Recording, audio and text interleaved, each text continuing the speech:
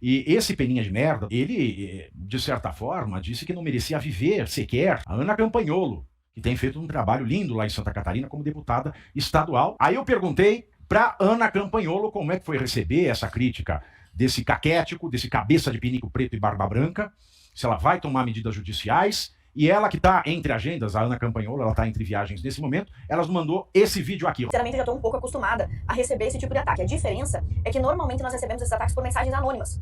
Justamente por isso nós já temos há bastante tempo uma série de protocolos de segurança que são adotados no cotidiano da minha vida, no trabalho nas cidades, atividade parlamentar, como a gente está inclusive agora aqui em Chapecó trabalhando, mas também na minha vida privada. Sobre as medidas judiciais, nós já encaminhamos em 2022 uma solicitação à Procuradoria da Assembleia Legislativa para analisar as medidas legais que poderiam ser tomadas, mas até agora nós não tivemos retorno, vamos pedir novamente. De igual modo, nós fizemos uma denúncia para o Ministério Público, mas foi mais no sentido dos ataques que ele vinha fazendo à população catarinense, isso desde 2022. Também nada foi feito. Vamos solicitar novamente que as medidas legais cabíveis sejam adotadas. Claro que se fosse o contrário, com certeza essas medidas já teriam sido postas em andamento. Na minha percepção, esse cara aí, ele resolveu incorporar a figura de um troll, um personagem, fazer uma performance. O que preocupa não é o que ele tá falando ou o que ele vai fazer diretamente, porque as palavras não machucam, mas os loucos que ele ativa quando ele também se finge de louco para desumanizar os adversários políticos, isso é muito grave. Esse é um modus operandi que vem sendo adotado pela militância esquerdista, mexer na cabeça dos mais fracos, dos mais desequilibrados, para radicalizá-los a ponto de que eles pratiquem os atos de violência que ninguém sem laudo de insanidade poderia levar a cabo sem serem enjaulados. Então os loucos cometem as atrocidades que essa turma intelectualiza e defende. E esse é o perfil do militante que o movimento revolucionário já busca atingir atualmente, né? São pessoas com um distúrbio mental grave,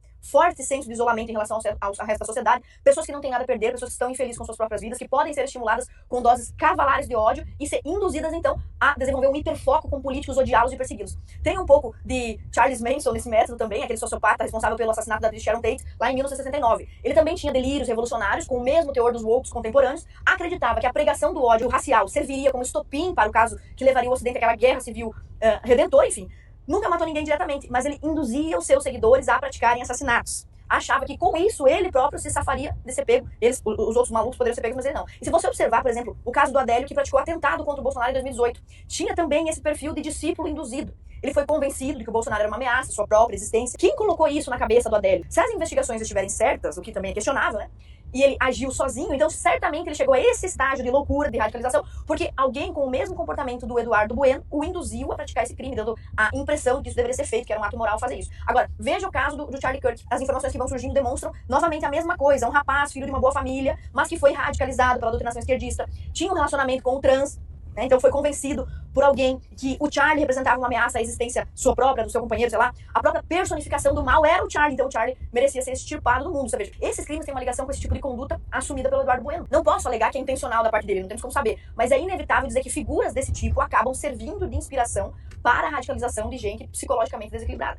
Recentemente, eu voltei a participar dos debates e dos podcasts, mas o que aconteceu aí com o Charlie me fez repensar esse meu nível de liberdade, né? Com quem que a gente vai falar ou não. Veja bem, não é que todo esquerdista seja um extremista, com quem não dá pra dialogar, mas como influenciadores, nós temos sim que analisar bem quem são as pessoas com quem a gente está se envolvendo nesses debates. E se nós temos um podcast, um programa, quem que nós permitimos falar? Porque quando há boa vontade de ambas as partes em discutir pontos de vista, em discutir ideias, ok. Se ambas as partes respeitam o direito, a dignidade humana, nós estamos então sim em um ambiente democrático, mas por que nós deveríamos, então, nos submeter a frequentar a mesma bancada desses extremistas que, na verdade, querem nos matar, querem incentivar outras pessoas a nos matarem? Eu publiquei, logo na sequência, também um vídeo de uma web comunista que publicou um vídeo fazendo uma dancinha comemorando quando o professor Olavo de Carvalho morreu. Essa pessoa que adota esse tipo de comportamento execrável é uma pessoa que está ganhando espaço nos podcasts, está recebendo alguma confiabilidade, como se fosse mais uma brasileira comum, e não é. Você já parou para pensar quantas crianças, quantos adolescentes assistem, Pavinato, esses extremistas e passam a ter acesso ao conteúdo deles pela primeira vez a partir de um debate que a gente faz? Por exemplo, você aceita debater com um radical desse, esse radical se torna conhecido e aí passa a promover a nossa própria morte. Tá vendo? É isso aí. Exatamente isso.